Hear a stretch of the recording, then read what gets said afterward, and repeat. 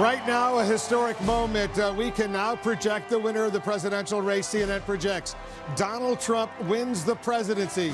The business tycoon and TV personality capping his improbable political journey with an astounding upset victory. Donald J. Trump will become the 45th president of the United States, defeating Hillary Clinton in a campaign unlike anything we've seen in our lifetime. Donald Trump wins the presidency.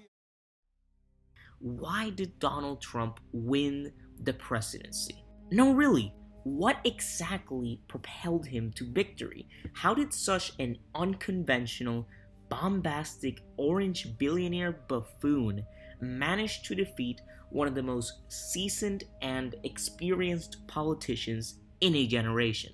Well, the answer to that question is not as complicated as you might initially believe. You see, mainstream media pundits, for the most part, have it dead wrong. I know, shocker. Shocker, I'm the shocker, I shock people. Now, let me be clear. I'm in no way saying that all of their assessments are 100% fake news. Yes, the Russian government did in fact engage in an effort to influence the outcome of the election. Yes, Hillary Clinton was a particularly abysmal candidate. But I'm trying to figure out how we get them to have Pokemon go to the polls. And yes, turnout among minorities and young people was historically low. However, they are missing the main point. While all of those factors did in fact play a role in determining the outcome of the election, there is one factor above all others which sealed the deal for Trump. Populism. It's populism, stupid. Populism is the Democratic Party's key to defeating Trump in 2020. If they fail to realize this, they will lose and Donald Trump will get a second term in office. For many people, especially those who reside in the states which catapulted Trump to the presidency, the status quo has become both unbearable and unsustainable. To them, the status quo represents the end of their careers, the destruction of their families, their livelihoods. To them, the status quo is a destructive force which has been aided and abetted by all talk, no action politicians, whom they have helped climb to the top, only to find that he or she has completely forgotten about their existence. After years of the same promises being made over and over again by the same politicians who have been in power for decades, the people snapped and threw a brick in the window of the establishment. That brick was Donald Trump. Donald Trump came here and he promised a lot of people that he would restore jobs in the United States. Desperate times call for desperate measures, and people will take a desperate position.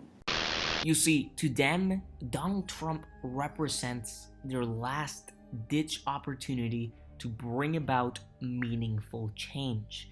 In their minds, while they may agree with the consensus and privately acknowledge that he is an unhinged, vulgar, egotistical sociopath, at least he's not the establishment. At least he's an outsider who publicly mocks the stereotypical politician rhythm and cadence.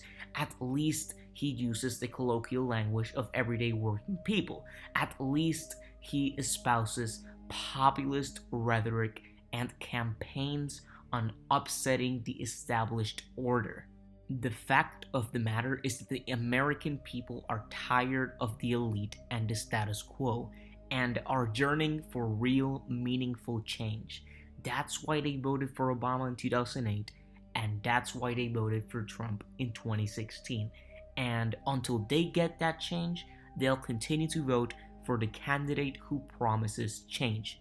No, they won't vote for the candidate who promises, oh, we'll just go back to normal. If the Democratic Party nominates a candidate who campaigns on going back to like how things used to be or going back to normal, I guarantee you that they will lose. The American people couldn't care less about the political gossip pushed by the corporate mainstream media. I like that he's very authoritative. He does what he feels is right for the people and by the people. He's his own man, and I think that really ticks the rest of them guys off. She's even beginning to persuade her previously anti-Trump colleagues. He would like people to work. He doesn't want people to get their money off of society. That's why I think Wisconsin voted for Trump, because we're hardworking people. It sounds to me like you're becoming a bit of a fan. Could be, yeah. In fact, in many cases, that very push of policy substance void political gossip and virtue signaling benefits, you guessed it, Donald Trump. The fact that the corporate mainstream media mostly focuses on political gossip and only occasionally focuses on the actual substance of Trump's policies allows him to purposely distract from his broken promises and policies which were designed to benefit the very elite he so vehemently campaigned against. In fact, in some cases, by covering one or two vulgar words from one of Trump's speeches, the mainstream media provides his populist message an even larger platform, which in turn draws even more attention to him. To beat Donald Trump, it is imperative for the 2020 Democratic nominee to avoid playing Trump's own game. Instead of parroting the mainstream media's political gossip, he or she should solely focus on the issues which matter most to the swing voters who elected Trump in 2016. Every second that is devoted to political gossip is a second that is subtracted from a substantive debate where Trump can get exposed for the fraud he truly is. Furthermore, it is quintessential that the 2020 Democratic nominee is not afraid to strongly attack Trump on those very issues. If he or she resorts to politeness, he or she will 100% unequivocally lose. However, like I said, it's key that the eventual nominee does not get in the mud with him. For instance, let's take a moment to remind ourselves of Elizabeth Warren's non-existent Native American ancestry. By doing the DNA test, Warren played Trump's game and ended up coming out looking like a complete buffoon. Now, don't get me wrong, I think Elizabeth Warren is a phenomenal senator, and unquestionably infinitely more competent than Donald Trump. But the fact of the matter is that the DNA test was an unmitigated disaster. Additionally, while on the subject of Elizabeth Warren, it's important that the 2020 Democratic nominee, whoever he or she may be, avoids political pandering to blend in with the average American, given that it's both cringeworthy and disingenuous. Robert, my husband Bruce is now in here. How do you do, fellow kids? Part of Donald Trump's appeal was seeming to tell it like it is, which included not being afraid to exaggerate his wealth and brag about it. He didn't care. He wasn't scared of talking about his wealth. In fact, he embraced it and used it to his advantage. In other words, the eventual nominee should not be afraid to tout their qualifications and or breadth of experience.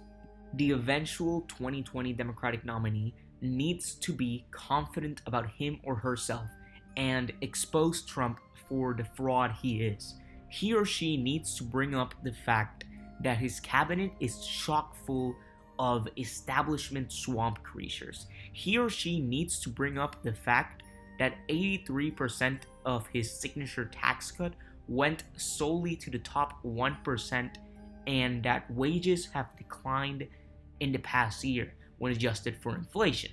He or she should bring up the fact that during the first year of the Trump administration, over 93,000 manufacturing jobs were outsourced. he or she shouldn't be afraid to bring up the fact that while Trump portrayed himself as a non-interventionist on the campaign trail, he actually has packed his administration with neocons who have pressured him to continue US participation in illegal offensive wars, etc.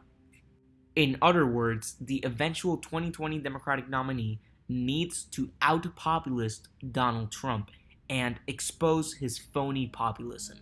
That's the key to beating Trump.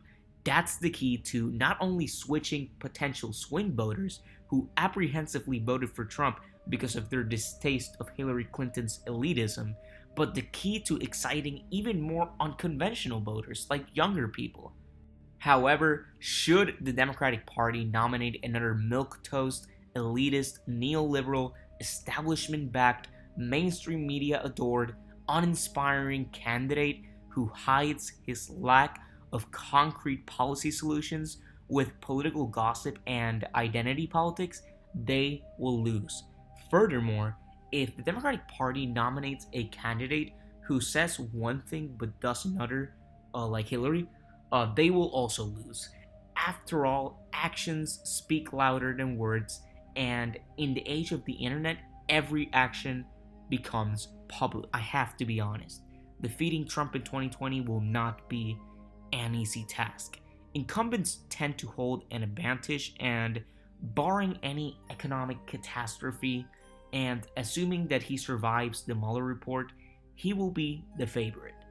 Therefore, no matter what the polls or mainstream pundits say, Democrats need to work harder than ever before and nominate a candidate who exemplifies the current populist era.